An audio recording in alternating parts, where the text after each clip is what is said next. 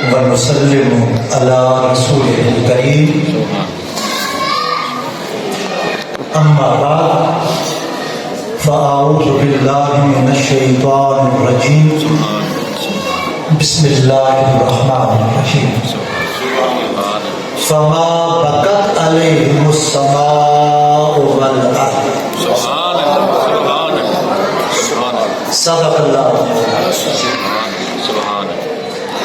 إن الله وملائكته يصلون على النبي يا أيها الذين آمنوا صلوا عليه وسلموا تسليما اللهم صل على سيدنا ومولانا محمد وعلى آله وصحبه وبارك وسلم سید و سرور محمد نور جہاں سید و سرور محمد نور جہاں بہتر و بہتر شفیع مجرمان اے ہزاراں جبرائیل اندر بشر اے ہزاراں جبرائیل اندر بشر بحر حق سوئے غریباں یک نظر بحر حق سوئے غریباں یک نظر زینت مسند صدارت مبلغ اسلام حضرت علامہ پیر مقصود احمد صاحب بانی ادارہ نور الاسلام مہمان خطیب شاگرد رشید حضور شیخ الاسلام محترم المقام علامہ عدنان وحید قاسمی صاحب اور الحافظ القاری محمد وقاص الباروی اور اس مجلس میں موجود جملہ معزز حاضرین و سامعین، اللہ رب العزت کی بارگاہ میں اس کی شان کے لائق کروڑوں حمدیں کروڑوں اس کے حبیب مکرم رسول محتشم حبیب خدا سید الانبیاء حضرت محمد مصطفیٰ علیہ تحیت و ثنا کی بارگاہ میں آپ کی شان کے لائق کروڑوں درود اور کروڑوں اس کے بعد حاضرین گرامی، آج برج گاؤں میں ہم ایک ایسی مجلس میں حاضر ہیں جو عرس پاک کی محفل ہے، ایک ایسی شخصیت کی جس نے ساری زندگی قال اللہ کہتے ہیں، استاذ الحفاظ بھی ہیں، وہ زائر حرمین شریفین بھی ہیں، وہ عاشق مدینہ بھی ہیں اور عاشق شہ بغداد۔ میری مراد حضرت مولانا الحافظ القاری مرید احمد الباروی نقشبندی مجددی رحمۃ اللہ، جن کو اللہ پاک نے چہرہ ہی ایسا عطا کیا، حدیث پاک میں آتا ہے خیارکم اذا ذکر اللہ۔ سرکار سے پوچھا کیا خیار کون لوگ؟ خیار پہلے لوگ۔ سرکار نے فرمایا کہ تم میں خیار پہلے لوگ وہ ہیں جن کو دیکھا جائے گا۔ اور حضرت مولانا حافظ مرید احمد الباروی، مجھے بھی کئی دفعہ ان کی مجلس میں حاضری کا موقع ملا۔ میں جب ان کی شخصیت کو دیکھتا ہوں تو دوستو مجھے تاجدار کائنات کی ایک حدیث پاک یاد ہے۔ سرکار نے فرمایا ان اشراف امتی حاملۃ القرآن و اصحاب اللیل، میری امت کے معزز لوگ، مکرم لوگ، عزت والے لوگ وہ ہیں جو راتوں کے شب زندہ دار ہیں اور دن کے وقت ان کے سینے میں قرآن ہوتا ہے۔ وہ حاملۃ القرآن ہیں، وہ حامل قرآن ہیں، علم قرآن پڑھتے پڑھاتے ہیں، ان کا سینہ قرآن کا گنجینہ ہوتا ہے اور رات کے وقت ان کا عالم یہ ہوتا ہے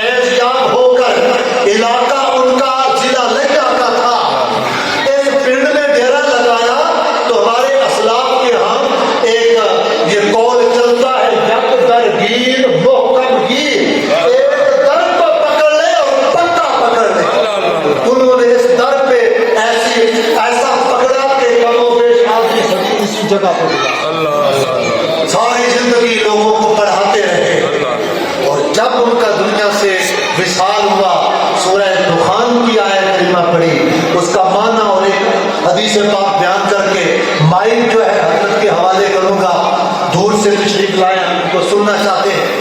سورہ دخان کی آیت کریمہ فما بقت علیہم السماء والارض، مجرموں کا ذکر ہو رہا ہے، سرکشوں کا ذکر ہو رہا ہے، سابقہ اقوام کا ذکر ہو رہا ہے کہ جب اللہ کی سرکشی کرتے ہوئے نافرمانی کرتے ہوئے جب وہ وقت اجل آ گیا تو نہ زمین روئی نہ آسمان رویا، نہ زمین روئی نہ آسمان رویا۔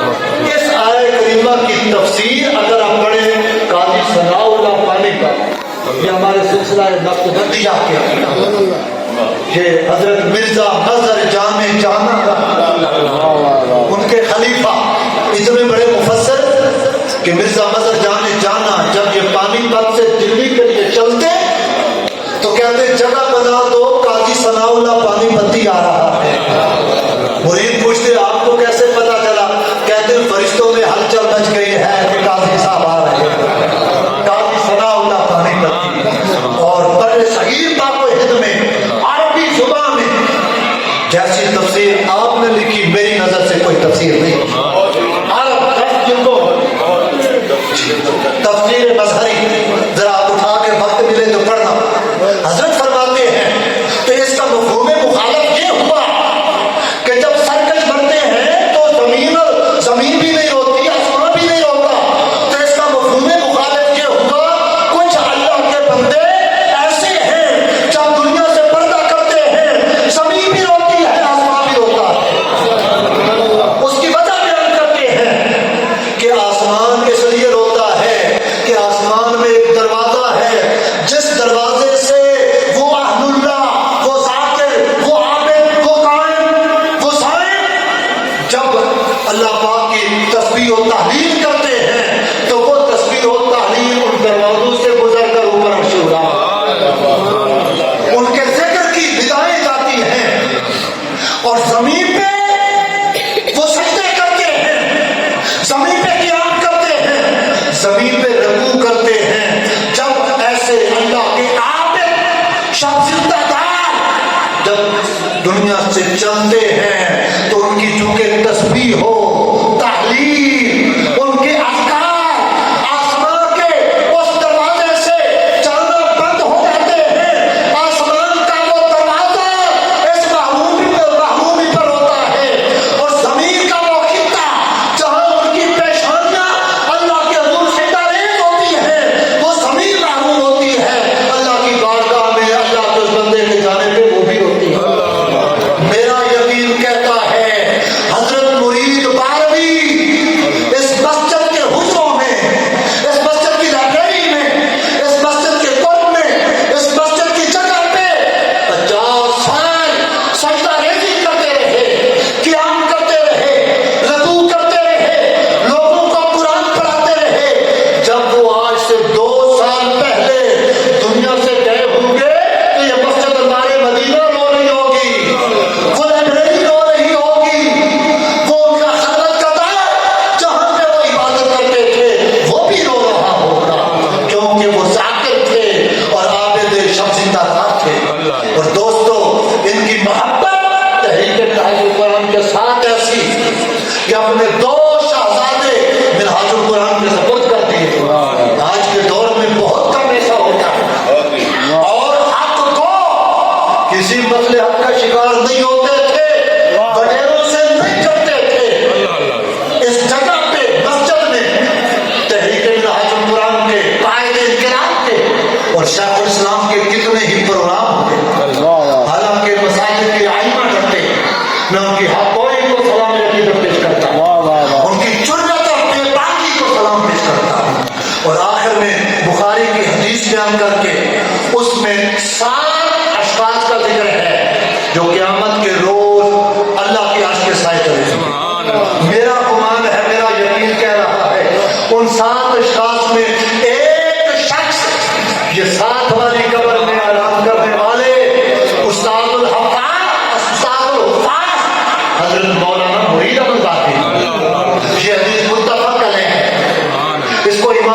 بخاری میں 5 مقامات میں ذکر کیا، کتاب الصلاۃ میں ذکر کیا، کتاب الزکات میں ذکر کیا، کتاب الکتاب میں ذکر کیا، امام مسلم نے بھی ذکر کیا. میں اس کا خلاصہ بیان کر رہا ہوں تاکہ حضرت کا خطاب ہو سکے. حضرت ابو ہریرہ راوی ہیں اور کہتے ہیں کہ حضور نبی اکرم صلی اللہ علیہ وسلم نے فرمایا سبعۃ یظلھم اللہ یوم لا ظل الا ظلہ.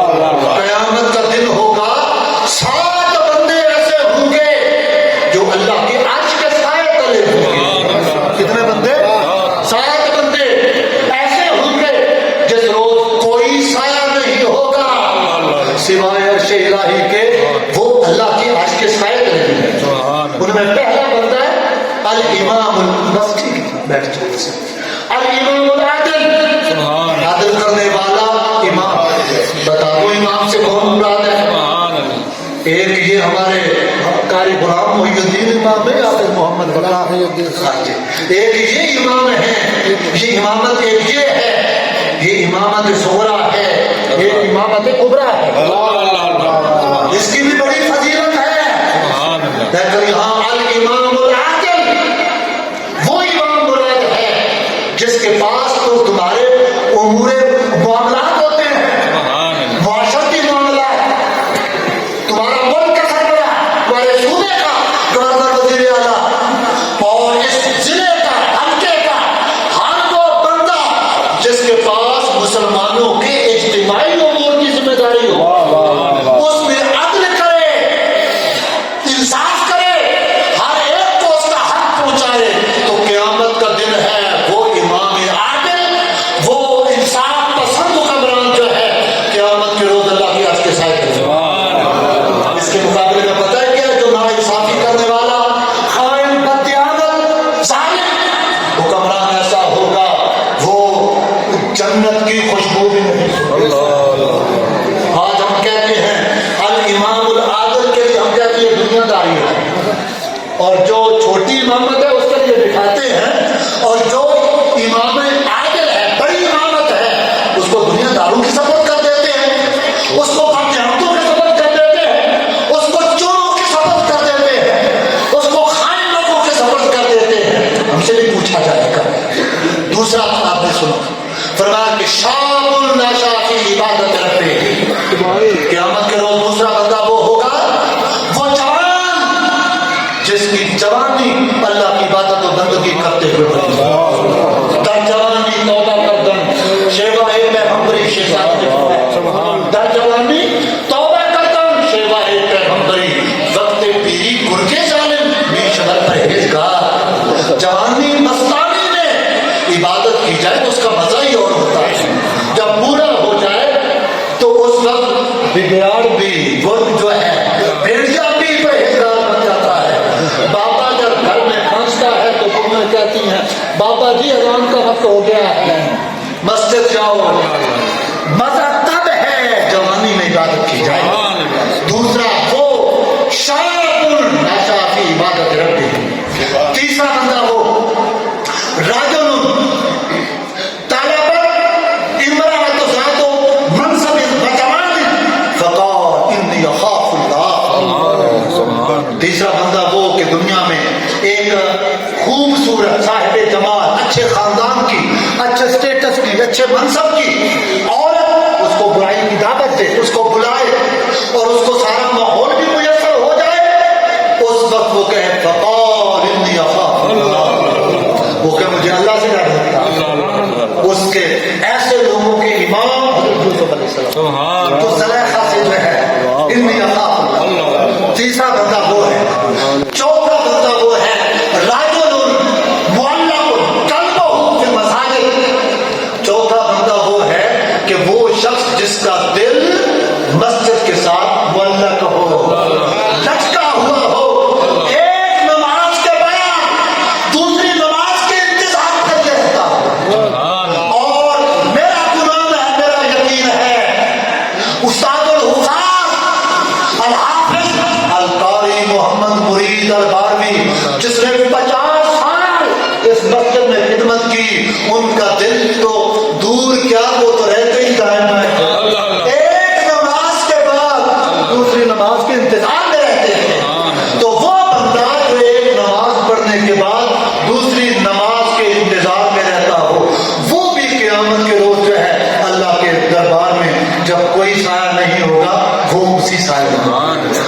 تو میں بات ختم کرتا ہوں، بس 2 منٹ میں باقی سب 3 نام لیتا ہوں آرام سے نہیں حضرت کو بس میرا خیال ہے بس باقی پھر نہیں مکمل حدیث سے بات جی مجھے بڑا احساس ہے کہ میں سبحان جی کتنے یہ جو 7 بندے یاد کرنے ہیں سبحان جی میں استاد بھی ہوں، سبحان میں منہاج کا استاد ہوں، خطیب تو یہ ہم تو سبق یاد کرنے والے ہیں نا، فن کتابت حضرت سے سبحان 7 بندے، پہلا بندہ وہ کیا تھا؟ امام العادل، انصاف کرنے والا حکمران۔ دوسرا بندہ وہ جوان جس کی جوانی عبادت میں گزری۔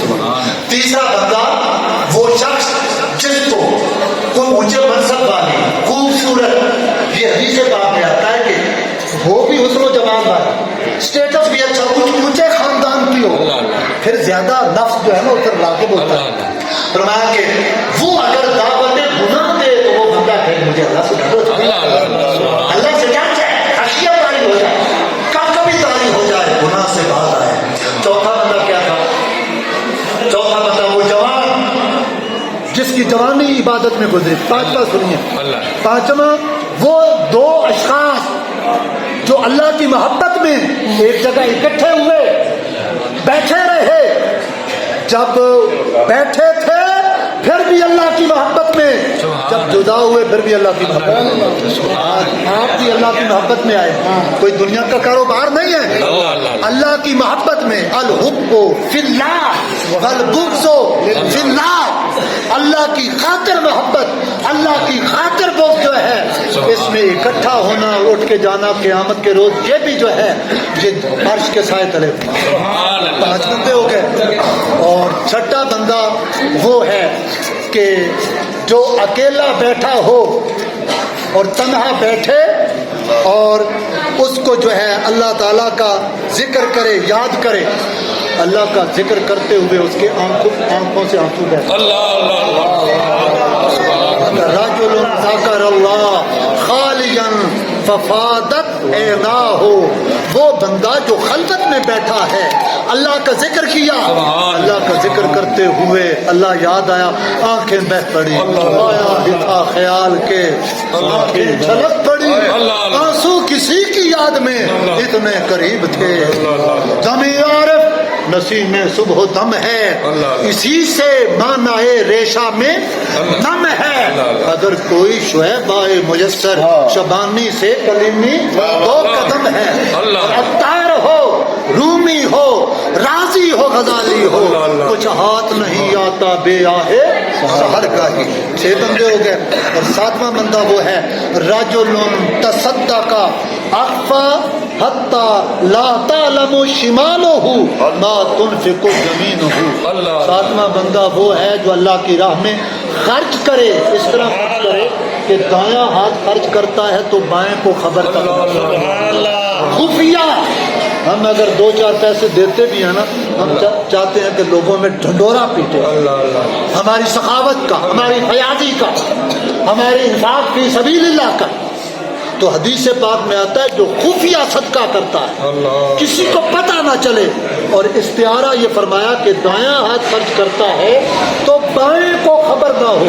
ایک ہی بندہ ایک ہی ہے، اسی کا دایاں ہاتھ ہے، اسی کا بایاں ہاتھ ہے۔ حدیث پاک میں آتا ہے کہ دایاں ہاتھ خرچ کرتا ہے تو بائیں کو خبر نہیں۔ یہ 7 بندے قیامت کے روز اللہ کے آپ کے ساتھ